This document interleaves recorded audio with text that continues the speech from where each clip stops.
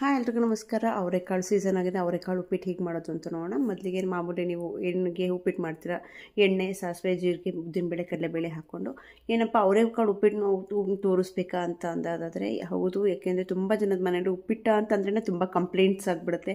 ಸಣ್ಣವರಿಂದ ದೊಡ್ಡವರೆಗೂ ಇವು ನನಗೆ ಉಪ್ಪಿಟ್ಟು ಇಷ್ಟ ಇಲ್ಲ ಅಂತಾರೆ. ಯಾಕೆಂದರೆ ಎಣ್ಣೆ ತುಪ್ಪ ಸರಿಯಾಗಿ ಹಾಕದೆ, ಅದಕ್ಕೆ ಕರೆಕ್ಟಾಗಿರೋ ಒಂದು ನೀರು, ಉಪ್ಪು, ಖಾರ ಏನು ಹಾಕದೆ ಗಟ್ಟಿಗೆ ಒಂಥರ ಕಾಂಕ್ರೀಟ್, ಹೆಸರು ಥರ ಕಾಂಕ್ರೀಟಲ್ಲೇ ತೊಗೊಂಡ್ಬಿಟ್ಟಿರ್ತಾರೆ. ಈ ಥರ ಎಳೆಕಾಳನ್ನ ನೀವು ತೊಗೋಬೇಕು.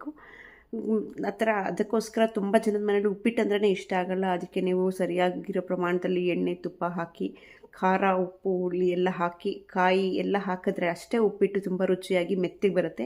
ಆದಷ್ಟು ಸ್ವಲ್ಪ ನೀರಿನ ಪ್ರಮಾಣ ಜಾಸ್ತಿ ಇರಲಿ. 1 ಕಪ್ ರವೆಗೆ ಅಟ್ಲೀಸ್ಟ್ 1.25 1.5 ಕಪ್ ನೀರು ಬೇಕಾಗುತ್ತೆ. ನೀವು ನೋಡಿ ಸ್ವಲ್ಪ ಮೆತ್ತಿಗೆ ಅನಿಸುತ್ತೆ. ಮೆತ್ತಿಗಿದ್ದು 1-2 ನಿಮಿಷ ನೀವು ಮುಚ್ಚಿಟ್ಬಿಟ್ರೆ, ತುಂಬ ಮೆತ್ತಿಗೆ ಅನಿಸಿದ್ರೆ ರವೆ ಹುರ್ಕೊಂಡು ಇಟ್ಕೊಂಡಿದ್ರೆ ಇನ್ನೊಂದು ಸ್ವಲ್ಪ ರವೆ ಹಾಕ್ಕೊಂಡು ಮಿಕ್ಸ್ ಮಾಡ್ಕೋಬೋದು. ಆದಷ್ಟು ಸ್ವಲ್ಪ ಮೆತ್ತಿಗೆ 5 ನಿಮಿಷ ಮುಚ್ಚಿಟ್ಬಿಟ್ರೆ ಅದು ನೀಟಾಗಿ ಅದೇ ಸೆಟ್ ಆಗಿಬಿಡುತ್ತೆ. ಹಾಗಾಗಿ ಈ ರೀತಿ ಒಂದು ಸತಿ ಉಪ್ಪಿಟ್ಟನ್ನ ಟ್ರೈ ಮಾಡಿ.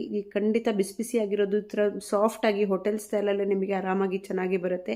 ಒಂದು ಸತಿ ನೀವು ಈ ಥರ ಉಪ್ಪಿಟ್ಟು ಮಾಡಿದ್ರೆ ಮನೇಲಿ ಯಾವಾಗಲೂ ಉಪ್ಪಿಟ್ಟು ಅಂತಲೇ ಕೇಳ್ತಾರೆ. ಟ್ರೈ ಮಾಡಿ ನೋಡಿ.